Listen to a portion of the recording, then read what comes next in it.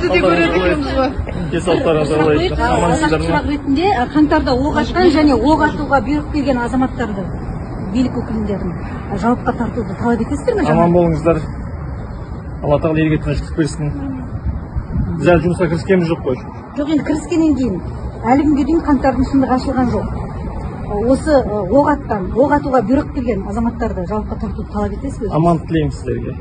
Жоқ, сіз сонда тек қана спорт туралы ғана депутаттық сауалдар көтересіз бе, егер қаңтар оқиғасына қатысты? Кейін жауап береміз барлығына. Қазір не кедергі жауап беруге? Әлеуметтік желіде пікір тарады. Рысбек Сәрсенбайға орын берсе дұрыс болар еді деген секілді. Оқыдыңыз ба, таныссыз ба, және не ойлайсыз? Мүлдем естімедіңіз, иә? Жалпы сайлау әділ өтті деп ойлайсыз ба? Әділ өткен шығар. Сайлау учаскелеріндегі заңбұзушылықтарды көрдіңіз бе жалпы? Мен ана интернет ақтарып басында оқытаймын. Осы орынға лайықпын деп ойлайсыз ба?